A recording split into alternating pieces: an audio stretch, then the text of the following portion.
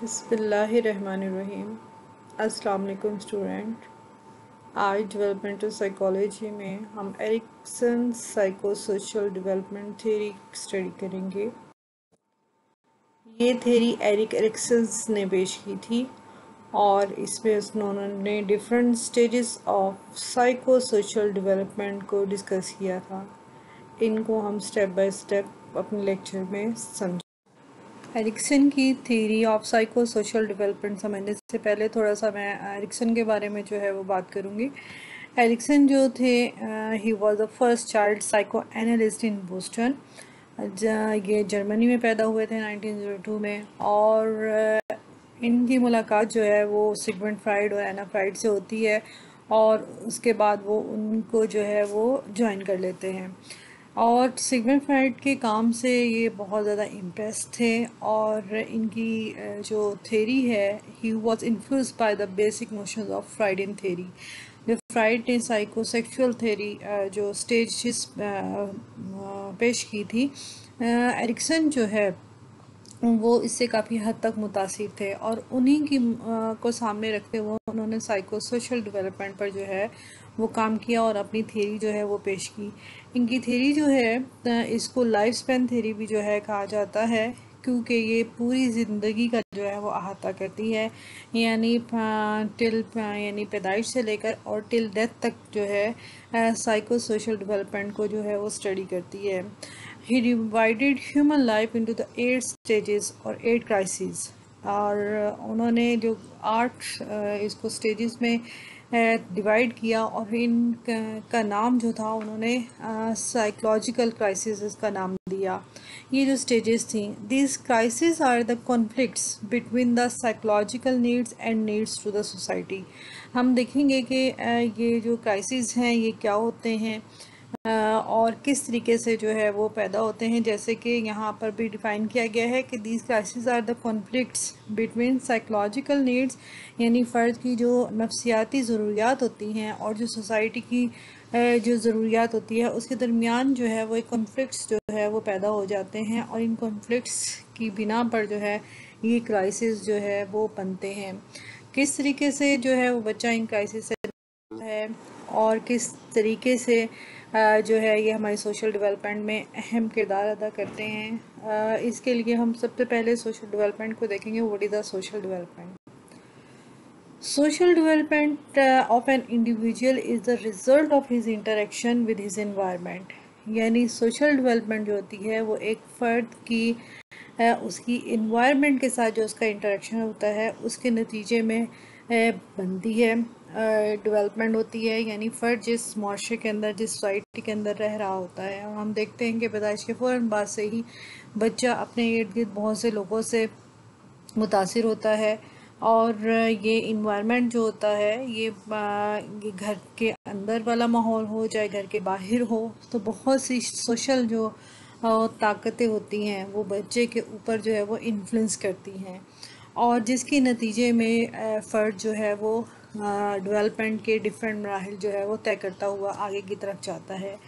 इन्हीं इंटरेक्शंस के दौरान अकॉर्डिंग टू एरिक्सन कुछ क्राइसिस जो हैं वो बनते हैं, साइकोलॉजिकल क्राइसिस, और जिनकी वजह से फ़र्द के अंदर जो है अब उसकी पर्सनालिटी क्या पॉजिटिव बनती है या नेगेटिव बनती है, ये डिपेंड करता है कि वो इन क्राइसिस से कैसे निकलता है या कैसे उनको जो है वो निकाला जाता है। अब हम देखते हैं कि क्राइसिस क्या है। तो crisis right from the child's birth, social development puts him under specific pressures or conflicts called crisis by making specific demands of different stages। यानी कि हम देखते हैं कि जैसे ही बच्चे की पैदाइश होती है तो उस पर मुख्तलिफ़ किस्म के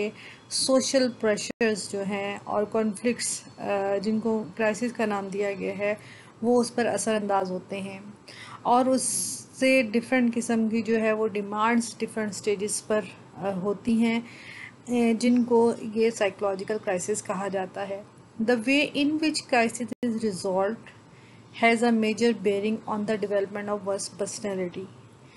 और हम देखते हैं कि जिस तरीके से इन क्राइसिस को सॉल्व किया जाता है, इन क्राइसिस से निकला जाता है, ये फ़र्द की पर्सनैलिटी बनाने में अहम किरदार अदा करते हैं, which in turn is reflected as negative और positive aspects of one behaviour. और यही फ़र्द के ऊपर जो है वो नेगेटिव या पॉजिटिव जो है वो एस्पेक्ट उसके ऊपर डालते हैं। जैसे हम छोटी सी मिसाल देखते हैं, और ये हम तमाम स्टेजेस के अंदर जो है इनको स्टेप बाय स्टेप देखेंगे भी, कि फॉर एग्ज़ाम्पल अगर बच्चा जो है वो उसकी डिमांड पूरी की जा रही है कि किसी क्राइसिस से गुज़र रहा है और उस क्राइसिस में इसको वो कामयाब उसको हल करने में, सॉल्व करने में या उस क्राइसिस से निकलने में वो कामयाब नहीं होता है, तो बच्चे के अंदर जो है वो नेगेटिव अप्रोच जो है वो पैदा हो जाएगी। और अगर वो उसमें कामयाब हो जाता है तो बच्चे के अंदर पॉजिटिव अप्रोच पैदा होगी, जो कि उसकी वर्च्यू या उसकी खूबी जो है बन जाएगी, और ये अगली स्टेज में जो है वो शिफ्ट हो जाती है। इस तरीके से 8 स्टेजेस जो हैं या 8 लेवल ऑफ क्राइसिस जो है वो यहाँ एरिक्सन ने जो है वो पेश किए हैं, और इसी की बिना पर लास्ट में हम देखते हैं कि बच्चे की जो है या बच्चा या जो कि एक बड़ा इंसान बन जाता है, वो उसकी ईगो आइडेंटिटी जो है वो किस तरीके से जो है इस्टेब्लिश होती है। ईगो आइडेंटिटी क्या होती है? If the person successful in every crisis and gain positively he achieved his ego identity. यानी अगर फ़र्द जो है वो अपने तमाम क्राइसिस में सक्सेसफुल होता चला जाता है और पॉजिटिविटी हासिल करता चला जाता है, तो वो अपनी ईगो आइडेंटिटी, अपनी अना की जो शनाख्त है वो हासिल कर लेता है, और यही उसको जो है वो उसकी पर्सनैलिटी बनाने में अहम किरदार अदा करती है। ये तमाम चीज़ें बहुत उम्दगी के साथ एरिक्सन ने अपनी साइको सोशल जो थेरी है उसमें पेश की हैं। स्टूडेंट, इस स्लाइड में Ericsson theory of psycho social development को बताया गया है, और इस पिक्चर की मदद से आप देख सकते हैं different stages of psycho social development, और ये 8 स्टेजेस जो हैं हम आगे नेक्स्ट जो है इनको स्टेप बाय स्टेप जो है वो स्टडी करेंगे और देखेंगे कि किस तरीके से फ़र्द जो है वो इजी वे से और आगे लास्ट कॉम्प्लेक्स फेस तक जो है वो जाता है, और अपनी लाइफ में किस तरीके से साइको सोशल डेवलपमेंट जो है उसकी होती है। Stages of Erikson theory, these are the 8 stages of Erikson theory, यानी एरिक्सन ने 8 स्टेजेस जो हैं बेसिक थ्योरी जो है वो पेश की हैं। Number 1 is the basic trust versus basic mistrust. Number 2 is the autonomy versus shame and doubt. Number 3, initiative versus guilt. Number 4, industry versus inferiority. Number 5 is the identity versus identity diffusion. Number 6 is the intimacy versus isolation. Number 7 is the generativity versus self-absorption. And number 8 is the integrity versus despair. Urdu में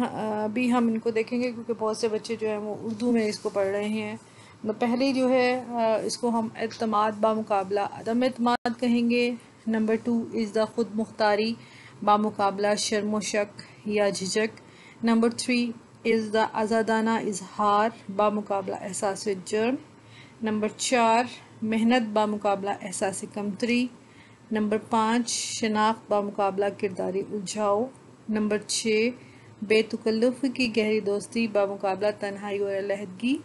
number 7 नस्ल को आगे बढ़ाना बामुकाबला ठहराव। और number 8 ज़ात या अना की सालमियत बामुकाबला मायूसी।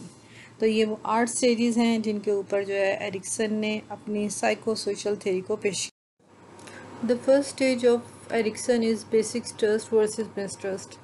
और ये वो पीरियड है जो जबकि बच्चे की पैदाइश से लेकर और 1 साल तक का पीरियड कहलाता है। इस पीरियड पे हम देखते हैं जो कि इन्फेंसी पीरियड भी है, बच्चा टोटली तौर पर मदर या उसके इर्द जो भी उसके केयर गिवर्स होते हैं उन पर डिपेंडेंट होता है, यानी उसे अपनी तमाम हाजात के लिए इन लोगों पर डिपेंड करना होता है, क्योंकि वो खुद से कुछ भी नहीं कर सकता है और जो उसके केयर टेकर होते हैं या उसकी माँ होती है वो उसका ख्याल करती है। ऐसे मौके पे हम देखते हैं, ये स्टेज पे हम देखते हैं जो साइकोलॉजिकल क्राइसिस है वो ट्रस्ट वर्सेस मिसट्रस्ट है। यानी बच्चे को ये बच्चा या तो एतमाद करेगा या फिर उसके अंदर बदएतमादी जो है पैदा हो जाएगी। और इसका इस स्टेज की जो वर्च्यू है, दिस इज़ द होप, उम्मीद है, एक एक्सपेक्टेशन है जो कि बच्चे को अपने केयर टेकर के साथ या माँ के साथ जो है वो होती है। और हम देखते हैं अगर बच्चा जो है उसको पॉजिटिव रिस्पांस मिलता है, यानी अगर माँ उसकी हर हाजत को जो है वो पूरा करती है, मतलब अक्सर भूख लगती है तो उसको खाने को कुछ मिल जाता है, अगर वो जो है उसको कोई तकलीफ़ है तो उसको दूर कर दिया जाता है, तो इन तमाम चीज़ों की वजह से वो माँ पर जो है या जो भी उसके केयर गिवर है उस पर एतमाद करना सीख लेता है। और इस एतमाद की वजह से उसके अंदर जो है वो पॉजिटिविटी आती है। लेकिन अगर उसके जो इर्द गिर्द लोग हैं जो उसकी केयर कर रहे हैं, यानी अगर उसकी माँ नहीं है फॉर एग्ज़ाम्पल, या उसकी स्टेप मदर है, या जो भी उसकी नन या आया या जो कोई भी उसको केयर कर रहा है और वो केयर सही तरीके से नहीं कर रहा है, यानी उसकी जो भी ज़रूरियात हैं या जो जिन पर वो डिपेंड करता है, अगर वो उसको सही तरीके से जो है वो ट्रीट नहीं करते हैं, तो बच्चे के अंदर जो है वो मिसट्रस्ट जो है वो पैदा हो जाता है। और इस मिसट्रस्ट की वजह से उसके अंदर लेक ऑफ होप जो है वो डेवलप होगी। ये अगर ऐसा हो जाता है तो बच्चा जो है वो आगे जाकर भी किसी पर एतमाद नहीं करता है, और इस तमाम सर्कमस्टेंसेस में बच्चे के अंदर खौफ, सेंस ऑफ इनसिक्योरिटी और mistrust of others around him जो है वो ये तमाम चीज़ें यानी कि उसके अंदर पैदा हो जाएंगी। देन हम देखते हैं the other stage. The second stage is autonomy versus shame, यानी कि ये वो पीरियड है जब बच्चे के अंदर खुद मुख्तारी बमुकाबला, हम शर्म शक इसको जो है वो कहते हैं, ये 2 से 3 साल की उम्र तक का पीरियड होता है and which is called the early childhood period कहलाता है। ये वो पीरियड है जब बच्चा जो है वो अपनी आज़ादी के लिए जो है वो जद्दोजहद करना शुरू कर देता है। यानी कहने का मतलब है कि वो हर चीज़ काम खुद अपने हाथ से अपने काम करना चाहता है। अगर आप उसको खाना खिलाने लगेंगे तो वो उसकी ख्वाहिश होती है कि वो अपने हाथ से जो है वो खुद खाए, भले उससे जो है वो सही तरीके से चीज़ें हैंडल नहीं हो रही होती हैं, लेकिन वो खुद करना चाहता है। ये वो एज होती है जब बच्चे चलना सीखते हैं, दौड़ते हैं, भागते हैं, थोड़ा सा बोलना शुरू कर देते हैं, और उनकी फ़िज़िकल जो है ग्रोथ के साथ साथ उनकी साइकोलॉजिकल ग्रोथ के अंदर भी जो है वो मुसलसल इजाफा हो रहा होता है। तो इस स्टेज के अंदर जो है वो पेरेंट्स बच्चे की जो है वो हेल्प करते हैं। और इस स्टेज पे हम देखते हैं जो क्राइसिस है वो एटॉनमी वर्सेस शेम जैसे कि है। और इसकी जो इसका मेजर थिंग जो इसके अंदर होती है उसमें बच्चा हर चीज़ के अंदर खुद मुख्तारी जो है वो चाहता है,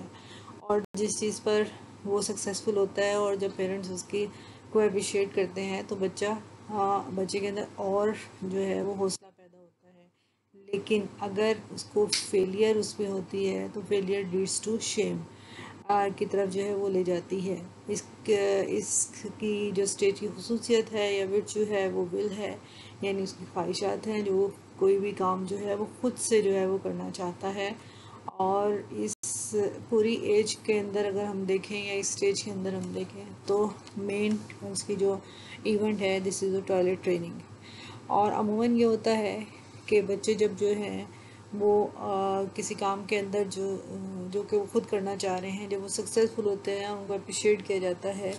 तो वो इस चीज़ से हिम्मत उनके अंदर जो है वो पैदा होती है और मज़ीद जो है वो काम करने की तरफ जो है वो बढ़ते हैं। हम देखते हैं कि अगर पहली स्टेज पर बच्चे के अंदर एतमाद पैदा होता है तो नेक्स्ट स्टेज के अंदर अगेन उसको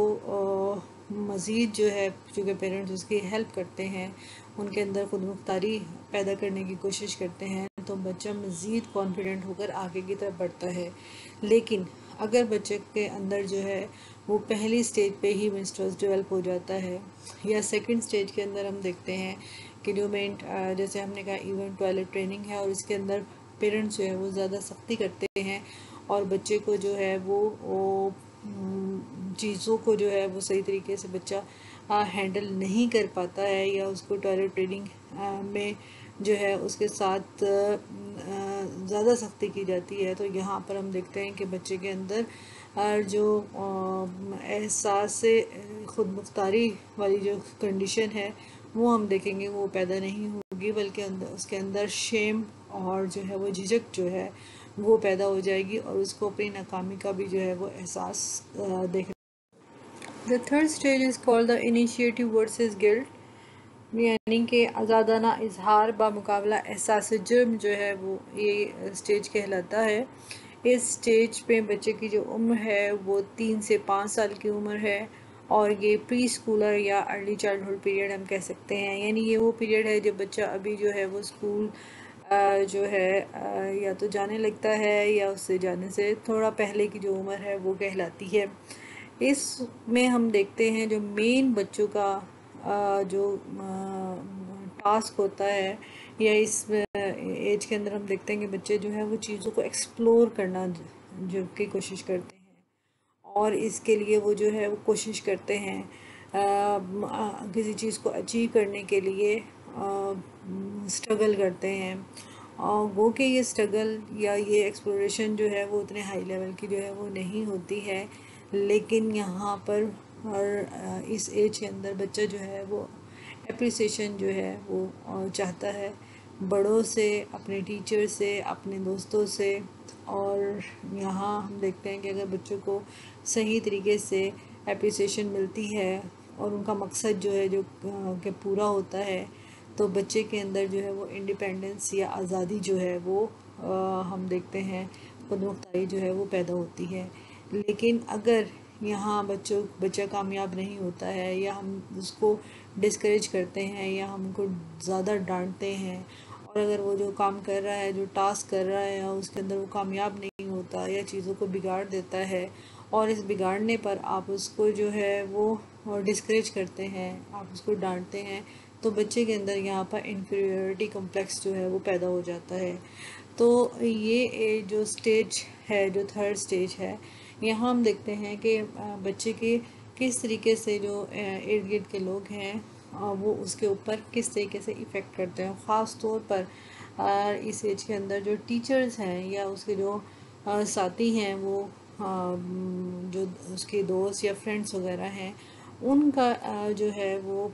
भी काफ़ी हद तक जो है वो हम रोल देखने में आता है कि वो बच्चे के ऊपर जो है वो काफ़ी इम्पेक्ट यानी कि बच्चे के ऊपर होता है। स्टेज नंबर 4 जो है this is called the industry versus inferiority और इसको हम जो है वो उर्दू में कहेंगे मेहनत बमुकाबला एहसास कमतरी, यानी कि ये वो एज है जिसके अंदर बच्चा जो है अब स्ट्रगल करना जो है वो अपनी ज़्यादा तेज़ कर देता है। This is the age from 6 years to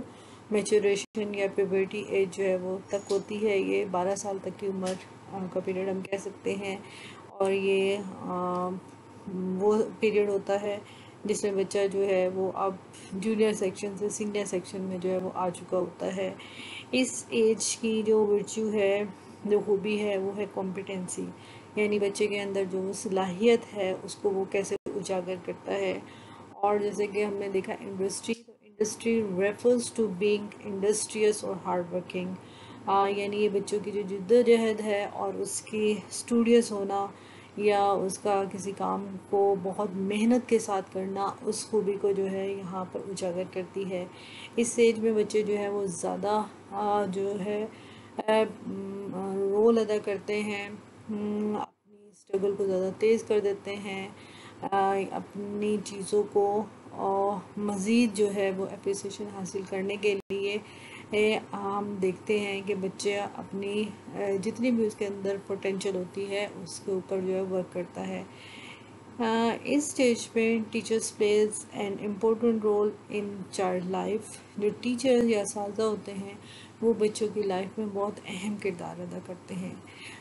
कैसे? वो इस तरह से कि बच्चा जो है जब मेहनत करता है, हार्ड वर्क शो करता है, और टीचर अगर उसको अप्रिशिएट करता है, उसकी हेल्प करता है, तो उसके अंदर जो है वो मज़ीद काम करने का जज्बा जो है वो पैदा होता है, और उसके अंदर कॉन्फिडेंस जो है वो और ज़्यादा जो है डेवलप होता है। The child also learns to win recognition, और क्योंकि यहाँ अपनी वो शनाख्त जो है या आइडेंटिटी जो है उसको तलाश भी कर रहा होता है इस एज के अंदर, और अपना एक नाम जो है वो बनाना चाहता है। तो इस स्टेज का जो क्राइसिस है वो ये है कि बच्चा जो है इस एज के अंदर अपनी पहचान या एक रिकग्निशन जो है उसको हासिल करना चाहता है, और ये रिकग्निशन जो है वो पॉजिटिव ही वो लेना चाहता है। एनकरेजमेंट लीड्स टू कॉम्पिटेंस, और जो हौसला अफजाई और उसके काम की जो अप्रिसिएशन उसको करना, उसकी वजह से उसके अंदर जो है वो मज़ीद आगे बढ़ने और मज़ीद मेहनत करने का जो है वो जज्बा पैदा होता है। But the lack of it leads to developmental inertia, यानी दिस सेंस ऑफ इन्फीरियरिटी। लेकिन अगर हम उसको अप्रिशिएट नहीं करते, उसको इनक्रेज नहीं करते, अगर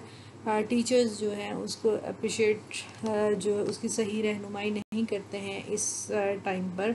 तो बच्चे के अंदर जो है वो डेवलपमेंटल इनर्शिया यानी सेंस ऑफ इन्फीरियरिटी, यानी उसके अंदर जो है वो एहसास कमतरी का जो है वो शिकार हो जाता है। अमूमन देखा गया है कि जो बच्चे कामयाब होते हैं हम उनको तो बहुत ज़्यादा अप्रिशिएट करते हैं, लेकिन जो नाकाम होते हैं हम सब के सामने जो है सम टाइम उनकी इंसल्ट भी कर देते हैं। ये चीज़ अच्छी नहीं होती है, और ये बच्चे के अंदर पॉजिटिविटी जो है वो डेवलप नहीं करती है। लिहाजा ज़रूरी है कि टीचर्स और वो लोग जो कि बच्चे के इर्द गिर्द होते हैं, यानी कि उसके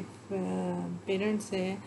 और उसके ख्याल करने वाले उसके दोस्त हैं, उनको बच्चे की जो है वो सही चीज़ों पर रहनुमाई करनी चाहिए, और अगर किसी चीज़ में वो नाकाम होता है तो वहाँ पर उसको शर्मिंदा करने की बजाय उसके अंदर जो है मज़ीद उसको बकअप करना चाहिए कि वो ऐसा कर सकता है और वो कर लेगा ना। अगर इस तरीके से बच्चे के अंदर जो है वो मज़ीद जो है वो आगे बढ़ने की सलाहियत हम देखेंगे पैदा हो।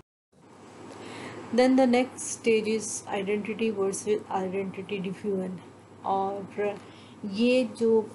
दिस इज़ रिकॉर्ड शनाख्त बामुकाबला किरदारी उलझाव कहलाता है। ये वो टाइम होता है एज पीरियड, अगर हम इसके अंदर देखते हैं तो this is the age from 12 to 18 years, यानी टीन एज पीरियड और एडोलेसेंस पीरियड है। जैसे कि हम जानते हैं कि ये पीरियड जो होता है इस पीरियड में बच्चे के अंदर जो है वो बहुत सी फिज़िकल और हार्मोनल चेंजेस हो रही होती हैं। उसको ही और she faces the challenges of physical changes and social pressure for future, और ये वो टाइम होता है जब the child has the different pressures, यानी ना एक तो फर्स्ट प्रेशर तो हम देखते हैं कि जो फिज़िकल उसके अंदर या बॉडीली चेंजेस हैं, हार्मोनल चेंजेस हैं, जिसकी वजह से वो अभी उन चीज़ों को समझ नहीं पा रहा होता है। तो दूसरा जो है वो सोशल प्रेशर भी उसके ऊपर होता है, और वो क्या होता है कि फ्यूचर के लिए उसको क्या बनना है, किस फील्ड में उसको जाना है, वो आगे कौन सा शोबा जो है वो रखता है, वो कौन सी चीज़ें हैं जो उसको आगे मज़ीद कामयाबियों की तरफ लेकर जा सकती हैं। इस इन तमाम सूरत हाल में बच्चे का जो मज़बूत रिलेशन जो इस वक्त होता है वो अपने दोस्तों के साथ होता है, या उन लोगों के साथ होता है जो कि जिनको वो अपना रोल मॉडल समझते हैं। उसमें उनके पेरेंट्स आ सकते हैं, टीचर्स हैं, और दूसरे लोग जो उसके इर्द गिर्द होते हैं, उनमें जिनको वो अपने रोल मॉडल के तौर पर रखता है, ये लोग उसकी उनको वो ये फॉलो करता है, और ये उन जैसा जो है वो बनना चाहता है। यानी अपनी एक ख़ास शनाख्त जो है वो बच्चा हम कहेंगे नौजवान या टीनेजर जो है वो अपनी एक शनाख्त जो है बनाना चाहता है, और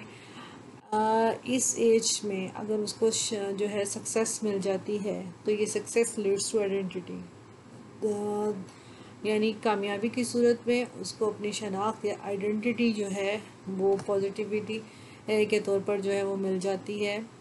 और अगर फेलियर हो जाता है तो ये लीड्स टू आइडेंटिटी डिफ्यूजन की तरफ जो है, यानी किरदारी उलझाव की तरफ जो है इसको ले जाता है। और मुख्तलिफ़ किस्म के जो है वो कॉम्प्लेक्सेस बच्चे के अंदर जो है वो पैदा हो जाते हैं। हम देखते हैं कि ये चीज़ अलग अलग नहीं होती है।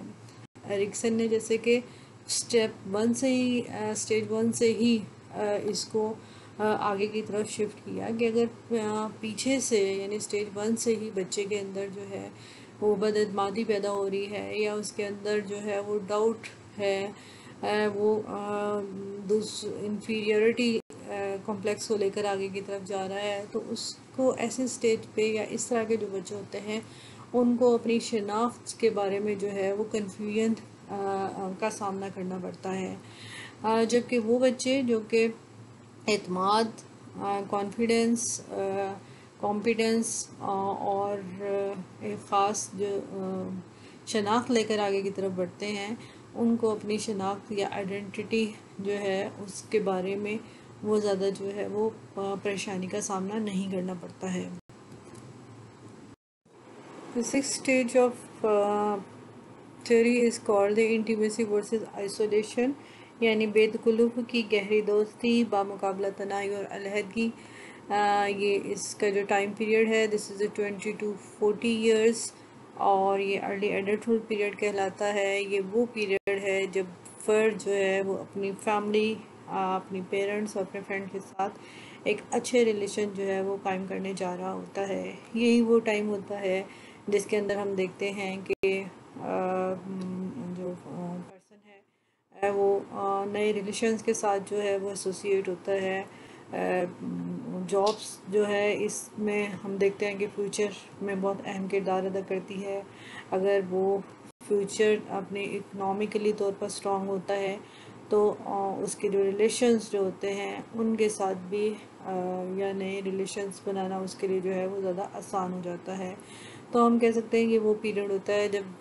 फ़र्द की लाइफ में कई तरह की जो है उसके फ्यूचर को लेकर चेंजेस आ रही होती हैं। और इस स्टेज के अंदर अगर तो फ़र्द जो है वो इन नए रिश्तों को अपने फ्यूचर को स्ट्रॉन्ग करने में कामयाब हो जाता है तो उसके अंदर हम देखते हैं कि success lead to strong relationship, तो उसके रिलेशंस जो है वो स्ट्रॉन्ग जो है वो हो जाते हैं और एक अच्छी हम कह सकते हैं और सक्सेसफुल लाइफ जो है या खुशकुन लाइफ के साथ वो आगे की तरफ बढ़ता है। बट जैसे कि हमने देखा, लेकिन अगर ये उसके क्लोज रिलेशंस बनाने में वो नाकाम होता है और उसकी जो जो डीप इंटीमेसी जो है वो नहीं बन पाती है, तो हम देखते हैं कि वो आइसोलेशन में जो है वो चला जाता है। आइसोलेशन से मुराद ये है कि वो अपने आप को तन्हा कर लेता है, अपने आप को नाकाम जो है वो तस्वुर करता है और उसको लगता है कि उसकी जो लाइफ है वो एक सक्सेसफुल लाइफ जो है वो नहीं है। Stage 7 is the generativity versus self absorption, यानी नस्ल को आगे बढ़ाना बामुकाबला ठहराव। ये इस स्टेज का जो टाइम पीरियड है this is 40 to 65 years which is the middle adulthood period कहलाता है। और ये वो पीरियड होता है जिसमें फ़र्द जो है वो अपने पार्टनर, लाइफ पार्टनर जो कि उसके मियाँ या बीवी जो भी हैं और बच्चों के साथ जो है वो एक हैप्पी और केयरफुल लाइफ जो है वो गुजारना चाहता है। और इस सिलसिले में वो अपने मुस्तकबिल के लिए जो है वो जिद्दोजहद करता है। ये वो टाइम पीरियड होता है जब फ़र्द के अंदर जनरेटिविटी जो है हम देखते हैं, पहले तो हम समझते हैं कि वो इधर जनरेटिविटी है क्या। Generativity refers to productive endeavors of middle adulthood when the individual is more concerned about rearing up his children, establishing goals for his family। यानी ये वो टाइम होता है जब फ़र्द जो है मिडिल पीरियड में अपनी फैमिली के लिए, अपने बच्चों के लिए कुछ करना चाहता है। वो अपनी फैमिली के लिए ख़ास जो उसने गोल्स, कुछ मकसद बनाए हुए होते हैं, उन मकासद को हासिल करने के लिए जद्दोजहद करता है। और अगर वो इसके अंदर कामयाब हो जाता है, यानी जैसा वो अपनी फैमिली के लिए एक अच्छी और हैप्पी लाइफ चाहता है, या और अगर उसकी फैमिली उसके साथ जो है वो सेटिस्फाइड है और वो अपने गोल्स या टारगेट्स अचीव कर लेता है, तो हम देखते हैं कि उसके अंदर एक फैमिली ओरिएंटेड पर्सन जो है और स्ट्रॉन्ग पर्सनैलिटी के साथ जो है वो सामने आता है। लेकिन in the case of failure in this stage make a person self absorbed and indifferent to others. और हम देखते हैं कि अगर वो सही तरीके से जो है वो इन कामों को नहीं कर पाता, मसलन अगर उसको लगता है कि वो अपनी फैमिली के लिए सक्सेसफुल नहीं हो सकता है, उसको सही तरीके से डेवलप नहीं कर सका है, वो टारगेट अचीव नहीं कर सका है जो कि उसने करने थे, तो देन उसके अंदर जो है वो मायूसी की कैफियत जो है वो पैदा हो जाती है और वो अलग थलग जो है वो हो जाता है। The eighth stage is called the integrity versus despair, and this age is from 65 till death। और ये वो एज होती है जो कि मेच्योर एज कहलाती है, और इस एज के अंदर जो है वो दानाई या विजडम जो है वो इस एज का वर्च्यू है। की पॉइंट अगर इस पर हम देखें तो रिफ्लेक्शन टू लाइफ, यानी फ़र्द अपनी लाइफ की तरफ जो है वो देखता है कि उसने क्या खोया और क्या पाया। The person achieve integrity and he accept his life as it was spend and has no regrets. यानी अगर फ़र्द को अपनी जो है वो ज़ात की सालमियत और मुकम्मल होने का, यानी इस सातों स्टेजेस के अंदर वो देखता है कि उसकी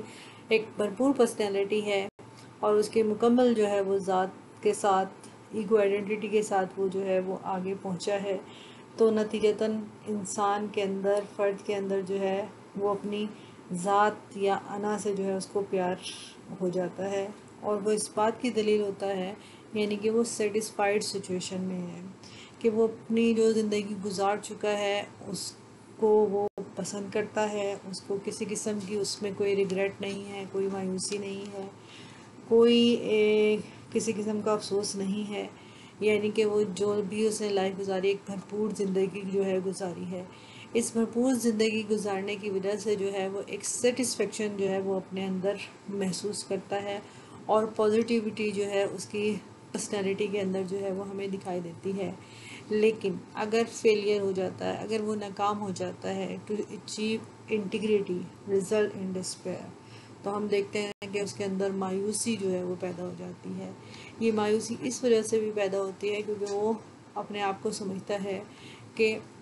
अब उसके पास चांस नहीं है, अब उसके पास वो स्किल या वो ताकत जो पहले जिसका इस्तेमाल करके वो इन चीज़ों को हासिल कर सकता था, लेकिन वो नहीं कर पाया क्योंकि वो अपने आप को एक मायूस कुन जो है या नाकाम इंसान जो है वो समझता था, या उसके अंदर जो है वो कॉम्प्लेक्सेस डिफरेंट जो है वो डेवलप होते चले गए, जिसकी वजह से जो है वो अब उसमें मायूसी की जो है वो कैफियत पैदा हो जाती है और ये मायूसी जो है उसके नाकाम होने का वाज़ेह सबूत होती है। ये वो तमाम स्टेजेस थे जो कि एरिक्सन ने जो है वो पेश की, और इन स्टेजेस में हर स्टेज के अंदर जो है अगर फ़र्द पॉजिटिविटी, जैसे हमने देखा था कि पॉजिटिव चीज़ों को अचीव करता चला जाता है, तो लास्ट स्टेज तक उसके अंदर एक मुकम्मल किस्म की जो है हम देखते हैं इंटीग्रिटी देखने में आती है। स्टूडेंट्स, लास्ट स्लाइड में एरिक्सन के साइको सोशल मॉडल, ये डेवलपमेंट मॉडल को जो है थ्योरी को सम अप कर दिया गया है यहाँ पर, और इसके तमाम स्टेजेस को वन बाय वन यहाँ पर आपको शो किया गया है ताकि आप एक उसको जो है आपको समझने में आसानी हो सके। ये एक हम कह सकते हैं कि एक शॉर्ट समरी है जो कि एरिक्सन के साइको सोशल मॉडल को जो है वो शो करती है। होप सो कि आपको लेक्चर जो है वो आज का समझ आ गया होगा और आपने इसको बहुत अच्छे तरीके से जो है तमाम स्टेजेस को समझता है। और अगर किसी किस्म की आपको कोई कॉम्प्लिकेशन है, कोई क्वेरी या कोई माइंड में आपके क्वेश्चन आता है, तो आप मुझसे व्हाट्सएप ग्रुप पर जो है इसको कंसल्ट कर सकते हैं। Thank you so much.